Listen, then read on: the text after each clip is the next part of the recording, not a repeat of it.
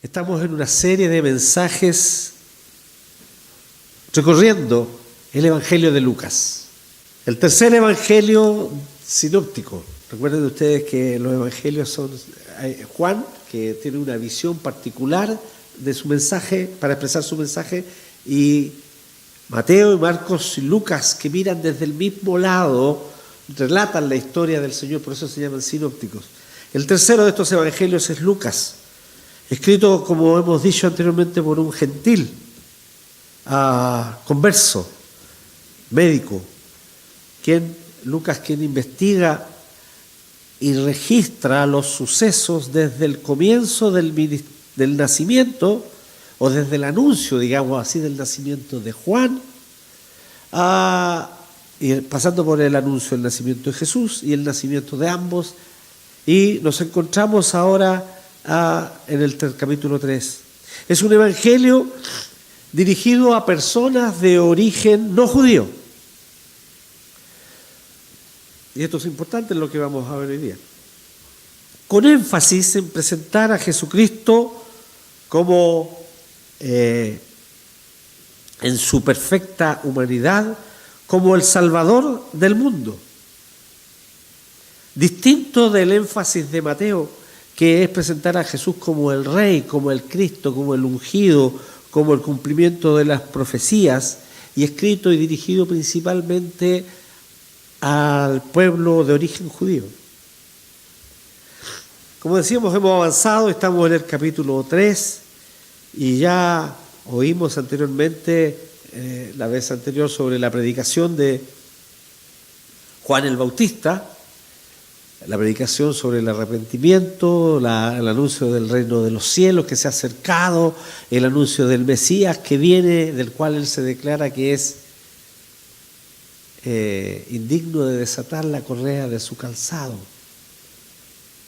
Es interesante destacar que Lucas finaliza ese párrafo de ese texto con el encarcelamiento de Juan. Dice: sobre todas ellas añadió además Herodes esta, encerró a Juan en la cárcel.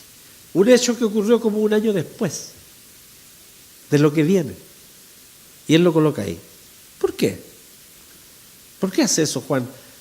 Lucas, ¿por qué si él está haciendo una narrativa y que pretende ser cronológica, destaca aquí en este punto, y Herodes, después de todas estas cosas que había hecho, de todas las maldades, las tropelías, echó a Juan en la cárcel? Uno debe pensar que, como dicen la mayor parte de los comentaristas, ¿no?, que es porque aquí concluye Lucas el relato del ministerio de Juan y se abocará ahora a lo que es el propósito efectivo de por qué él escribió este evangelio, a relatar aquello que le interesa a Lucas, que es el ministerio de Jesús. No es que no nombre a Juan, después lo nombra justamente en ese episodio cuando es muerto por Herodes en la cárcel, y también cuando los discípulos del Señor le preguntan sobre Juan el Bautista. Pero aquí él quiere hacer un alto notorio en su relato, y en la fineza de la escritura que él establece para todo su libro es como un quiebre. Y entonces, y tal es así que no destaca, en el texto que sigue, no destaca quién es el que bautiza a Jesús, no lo nombra. Y entonces comienza a relatar lo que es el bautismo de Jesús, y dice que aconteció que cuando todo el pueblo se bautizaba, esta es una forma de relato, por supuesto, que está queriendo señalar que había una gente que seguía a Juan y que iba y le escuchaba y le obedecía. No es que efectivamente toda la población de la época viniera a bautizarse, ¿no? Es una forma literaria de expresar. Cuando todos se bautizaban, entonces también Jesús fue bautizado. Pero Lucas no está destacando el bautismo como un acto específico, no quiere hacer su énfasis en el bautismo. Él dice que cuando Jesús fue bautizado, acudió con la multitud o venía con ellos, Y llegando allí, Juan, la verdad es que según lo revela Mateo, lo escribe Mateo, Juan quiso rechazarle. Tú vienes a mí, yo necesito ser bautizado por ti, tú vienes a mí. Me hace recordar ese texto cuando María visita a Elizabeth y escucha la voz de María y dice que el niño se movió en el vientre. Y Elizabeth le exclama, ¿por qué esto que la madre de mi Señor viene a mí? Aquí pasa más o menos lo mismo. Dice que el Señor viene a Juan y Juan le dice, ¿y por qué vienes tú a mí? Yo necesito ser bautizado por ti. Y el Señor le dice, deja, porque así conviene que cumplamos toda justicia.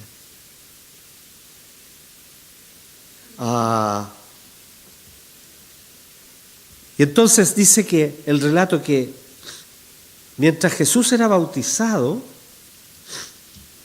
y Lucas destaca, algo que Mateo no cuenta, que el Señor Jesús oraba. Y es allí donde está el énfasis de Mateo, en que el Señor oraba y lo que aconteció mientras Él oraba. Y no en el acto del bautismo mismo, que algunos han querido darle mayor preponderancia. Y dice que mientras oraba se abrió el cielo y se produce esta gran manifestación especial. El Espíritu Santo se manifiesta corporalmente como una paloma que desciende en forma corporal como paloma que desciende sobre el Señor. Y en ese momento también se manifiesta una voz del cielo que proclama, tú eres mi Hijo amado, en ti tengo complacencia. Así como cuando la circuncisión de Jesús, el énfasis no era el rito de la circuncisión, sino el nombre dado por el ángel y que los padres le pusieron poner ese día a Jesús. En el relato de Lucas, el énfasis está allí.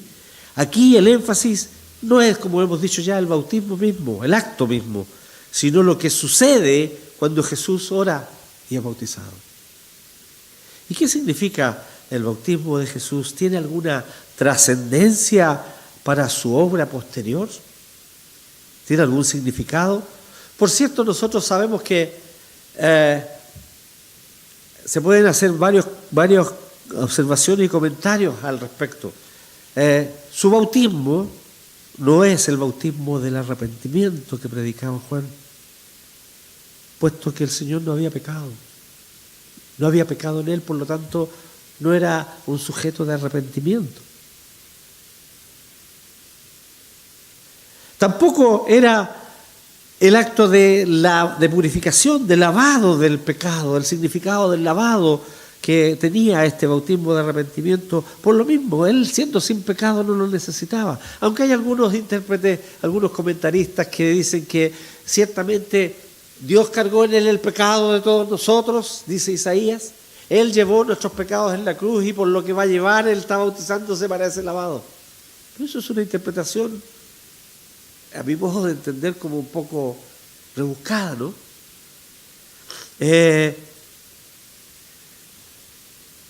Pero sí podemos decir que era para poner un sello al ministerio de Juan, confirmar el mensaje de Juan, que el arrepentimiento y la confesión del pecado son parte integral de la conversión al Salvador. Para llegar al reino de los cielos, el arrepentirse, el confesar, son parte integral de lo que hay que hacer. Pero también en el bautismo Jesús se identifica con su pueblo, con el pueblo que está allí o que le seguirá, no como un pecador, sino en la expresión que esto tenía en ese bautismo de Juan, de rechazo del pecado, del querer arrepentirse y cambiar de vida. En ese sentido, rechazo del pecado y esperanza de una ayuda que venía desde otro lado, de fuera. Esperanza de salvación que tenían aquellos que venían al bautismo. pero también es una señal, como era el bautismo de Juan, de romper con el pasado para iniciar una nueva etapa, que en el caso de Jesús era dejar el anonimato para hacerse conocido, dejar la preparación para disponerse a la práctica y al trabajo, dejar el silencio para comenzar la proclamación del Evangelio del Reino, dejar la separación y el aislamiento para comenzar un ministerio de servicio y sacrificio que culminaría en obediencia al Padre en su muerte en la cruz. El bautismo, pues, introduce a Jesús en su ministerio terrenal.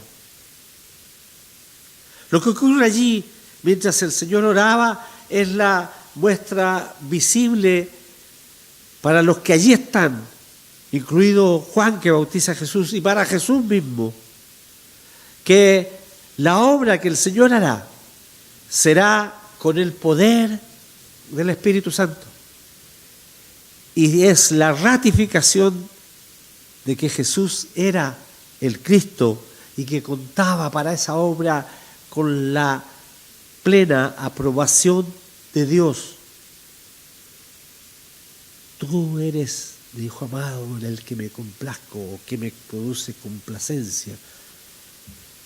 No podemos suponer que Jesús careciera del Espíritu en ese tiempo, ¿no? Sino que aquí se está como acreditando para la misión que tendrá, aquella de ser el Salvador del mundo. Debemos enfatizar lo que solo Lucas expresa, que mientras Jesús era bautizado, Él oraba. Dice que cuando Jesús oraba, estaba orando, se abrió el cielo para esta manifestación corporal del Espíritu Santo y la voz del cielo que proclama aquella frase. Siempre, en los momentos importantes de su ministerio terrenal fue así. El Señor oraba. Así fue cuando la gente vino a Él para que le enseñara. Así fue antes de escoger a los 12 discípulos. Él oró. Él oraba y oró cuando alimentó a una multitud y después de haber logrado aquello de alimentar a esos 5.000 hombres también. Oró en el monte ahí cuando estuvo en la transfiguración. Oró antes de enseñar a sus discípulos a orar, el Padre Nuestro. Oró frente a la tumba de Lázaro, aquella vez en que manifiesta su poder cuando le levanta de entre los muertos. El Evangelio nos dice que también oró por Pedro, cuando Pedro le dice que tenga compasión de sí mismo y él lo reprende y le dice: yo he orado por ti para que tu fe no falle, sabiendo de que él le iba a negar. Le dice: me negarás 3 veces, pero no te preocupes, yo he orado por ti. Oró en la institución de la Santa Cena. Nos recordamos siempre cuando hacemos la Santa Cena, decimos que el Señor oró bendiciendo, dando gracias y bendiciendo los emblemas que Él está mostrando como símbolos de su cuerpo y de su sangre. Oró allí en el huerto en Getsemaní, el momento de preparación para su pasión, su sufrimiento. Oró en la cruz, oró al Padre y oró por los enemigos, por aquellos que le crucificaban. Y oró también después de la resurrección. La oración era parte importante, esencial en el ministerio de Jesús en la tierra. Pero también nos llama la atención en el texto que dice que Jesús es el amado, el Hijo amado de Dios Padre. Jesús es el amado del Padre en quien Él se complace. Las palabras de la proclama audible, de la voz que desciende del cielo, de lo alto, expresa que Jesús es el Hijo amado. el amado desde siempre. Esto es un amor eterno, como dice la Escritura, y con amor eterno te he amado. Es un amor que está expresado que se podría reflejar en la perfección del amor, desde la eternidad y hasta la eternidad, un amor perfecto e inmutable que llena al Padre de gozo por la obediencia del Hijo amado. Sabiendo a qué vino, sabiendo lo que sufriría para cumplir obedientemente su misión y salvar a los pecadores,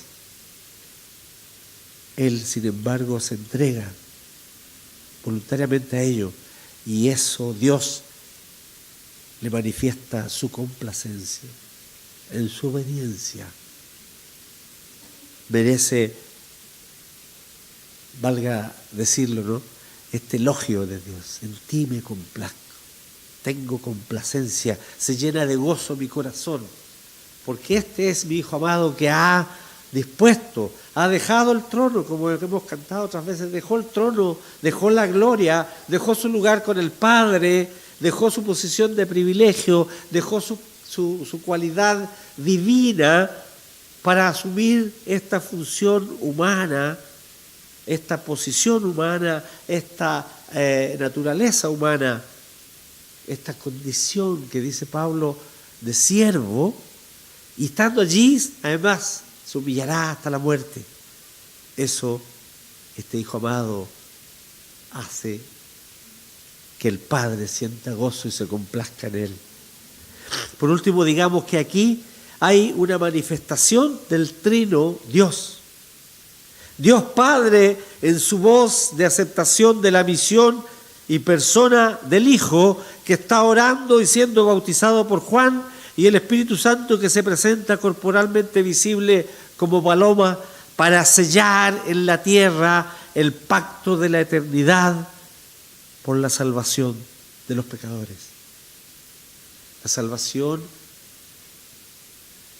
en la salvación siempre se dice que la salvación es Dios Padre el que elige, Dios Hijo el que muere y redime, y el Espíritu Santo el que llama y sella, santifica a aquellos que son salvos. Dios Padre, Hijo y Espíritu Santo, las tres personas de la Trinidad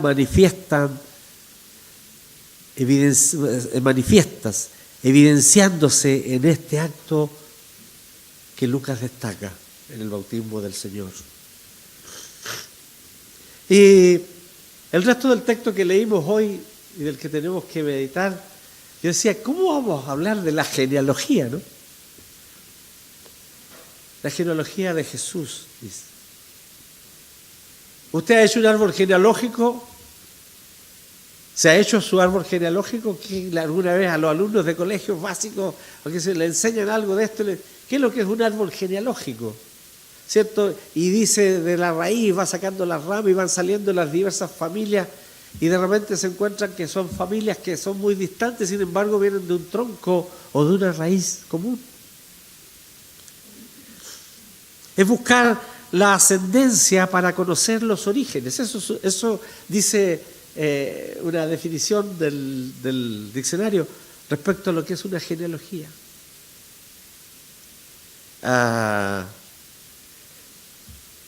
Mateo comienza su evangelio con la genealogía del Señor, y Lucas la inserta aquí para separar lo que era lo previo y el ministerio de Juan de lo que él va a dar importancia en su relato, como es el ministerio del Señor Jesucristo. Ambos evangelios, que son los únicos que presentan esta genealogía, presentan la genealogía con algunas diferencias que son notorias, incluso para algunos de los que leen con atención, y sin embargo no son contradictorias. Porque tienen diferencias que, aparte de que uno la coloca al comienzo y el otro la intercala después del capítulo 3, en el relato, se diferencian porque hay una intencionalidad distinta que se manifiesta en toda la escritura de ambos evangelistas. Mateo tiene una intencionalidad que es que presentar a Jesús como el Cristo, el Mesías, el Rey de Israel, el cumplimiento de las profecías. Y por ello es importante que se viera que Jesús era hijo de David y de Abraham. Lucas, como decíamos, la intercala para separar definitivamente lo que era el ministerio de Juan con el ministerio de Jesús, y que es a Jesús, a quien hay que seguir. Mateo sigue un orden descendiente. Abraham engendró a Isaac, Isaac a Jacob, Jacob así y así y así y así, va siguiendo hasta llegar a José, y de José Jesús. Lucas, por el contrario, va en orden ascendiente, diciendo Jesús, hijo de, pasa por David, hijo de, llega hasta Abraham y continúa después. Hay una pequeña diferencia más. Lucas no menciona a ninguna mujer, ni siquiera a María.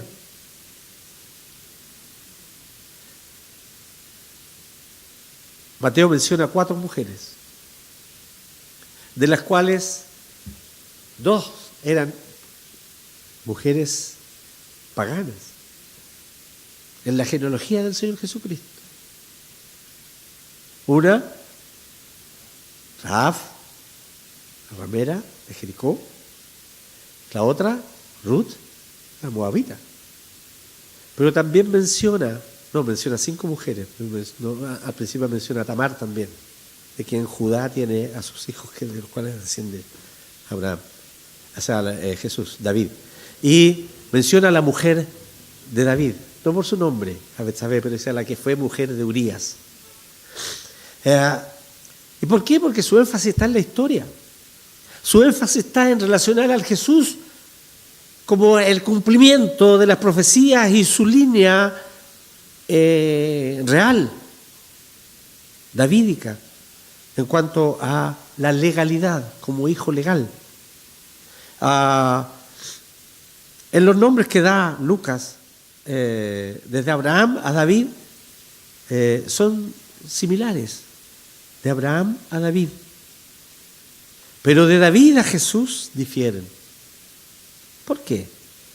Se dice que Mateo sigue la línea de José, la línea de sucesión real, porque esa es su finalidad. Y por eso va ascendiendo, va descendiendo desde Abraham para llegar hasta José y Jesús. Y pasa entonces por David, por cierto, y de ahí sigue hacia abajo. Para enfatizar que Jesús es el Rey prometido. Pero Lucas ofrece la ascendencia para enfatizar a Jesús como el Hijo del Hombre, el hombre verdadero, el hombre ideal, y sigue la línea de María en ascendencia, porque Elí es el padre de María. El que menciona José, hijo de Elí, Elí es el padre de María, no de José. ¿Y por qué? Porque cuando él, por el efecto del matrimonio, él pasa a ser hijo de aquel que era el padre de la esposa. Y entonces sigue la ascendencia de Elí hasta llegar a David, donde se junta con la otra de Mateo, y sigue la misma hasta Abraham. Pero fíjese que hay un detalle. En cierta forma, Lucas está diciendo que la humanidad de Jesús tiene esta ascendencia de María. Lo cual es cierto. José era el padre legal de David, pero no era el padre natural de él. No era el padre humano, no era el padre real, biológico. Si hubiese sido él,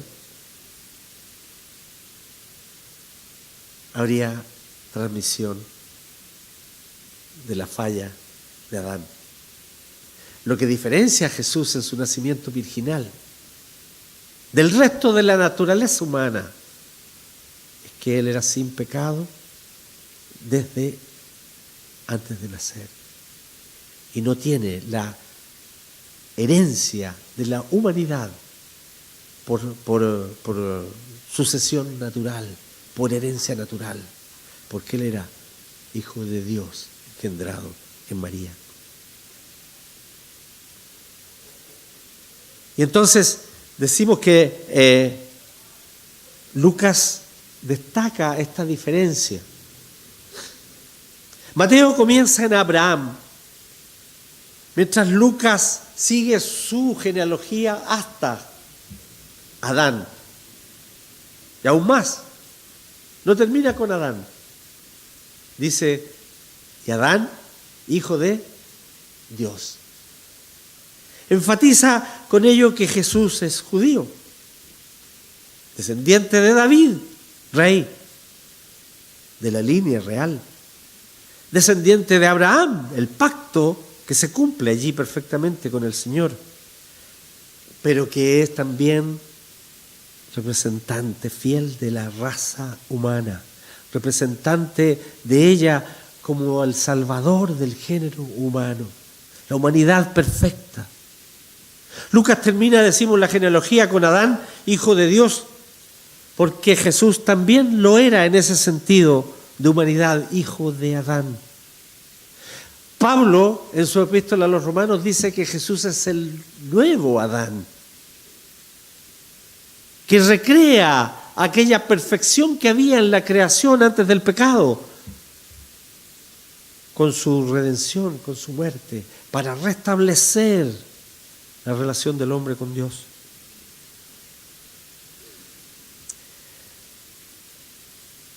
Lo último de este texto es que destaca al comienzo de la genealogía que el Señor era de como 30 años. Como 30 años. 30 años era la edad en que se comenzaba a ministrar como levita, o que comenzaban los sacerdotes en su ministerio. Pero también 30 años fue la edad en que a la edad en que José fue gobernador de Egipto. 30 años fue la edad en que David fue ungido rey de Israel. Y 30 años es la edad en que Jesús comienza su ministerio. Pero es interesante notar que dice, hijo, según se creía de José. Por cierto, hemos dicho, la ascendencia legal está por José. Jesús descendía legalmente de José, pero él era, y es lo que pretende en esta genealogía demostrar Lucas, era el Hijo unigénito de Dios, el Padre. Si usted comienza la genealogía diciendo Jesús era hijo, según se creía, de José, hijo de, puntos suspensivos, y termina Dios, pasando por toda esa humanidad que menciona. Lo importante es que Él es el Hijo de Dios. Lo ha dicho allí la voz cuando está orando el Señor en el bautismo. Este es mi Hijo amado. Y Lucas en su relato de la genealogía nos muestra, este es Hijo de Dios. En resumen, podemos recordar o decir que Jesús es bautizado por Juan para iniciar su ministerio terrenal. Y él oraba. Qué importante la oración, qué importancia de la oración para Jesús. Y ese es algo que nosotros debemos pensar y meditar y tener presente. Debemos nosotros imitar al Señor. Qué importancia tiene la oración en los momentos de decisión, en los momentos de prueba, en los momentos en que hay que tomar alguna decisión de elección de personas, en los momentos en que hay que tener que enfrentar la dificultad, en momentos en que hay que agradecer, en momentos en que hay que estar a solas con Dios o que nos sentimos solos. La oración, compañera del Señor en todo su ministerio, ejemplo para nosotros a imitar. Dios se complace en su Hijo obediente, lo hemos dicho anteriormente, en la obediencia del Hijo hay placer para el Padre Celestial. Con la presencia manifestada, con la presencia del Espíritu corporalmente como paloma y con esta voz audible del cielo que aquellos que estaban ahí presentes, que eran testigos, pudieron oír, reconociéndole como el Hijo amado en quien Dios se complace. Nosotros decimos somos hijos de Dios. ¿Podrá decir Dios lo mismo que de su Hijo Jesucristo, de nosotros? Tú eres mi Hijo en quien me complazco. El autor de los Hebreos dice que sin fe es imposible agradar a Dios. Y agradar a Dios es producirle gozo a Dios. Así como hay gozo en los cielos cuando un pecador se arrepiente, también yo pienso que Dios debe gozarse cuando nosotros somos obedientes a lo que Él manda en su palabra, a lo que Él espera de nosotros en nuestra vida. Jesús, nos dice el relato, inició su ministerio como a los 30, es decir, a su tiempo. Él tuvo un tiempo de preparación, no antes ni después. No es que Él no estuviera preparado a lo mejor a los 20 años, y no tal vez en su infancia. ¿Por qué Dios espera hasta los 30 para que el Señor se manifieste en su ministerio terrenal? Seguramente es porque es una edad en la cual se podía ser respetable, porque era la edad en que coincidía con aquellos grandes hombres que habían iniciado etapas importantes en la historia antigua, como David, como José, o como lo hacían los sacerdotes y los levitas para iniciar su ministerio. Pero Él empezó su ministerio a su tiempo. Para nosotros, para usted, para mí el tiempo es hoy, es ahora, es no mañana. Cuando debemos comenzar, si es que no lo estamos haciendo, a ministrar para el Señor. Y la genealogía del Señor nos muestra, finalmente digamos que nos muestra al Señor Jesús como hombre, como humano, y nos muestra cuán cerca está Dios de la humanidad. En este Jesús, que es su Hijo amado, que toma la forma de hombre para morir por esta humanidad que nosotros hoy representamos.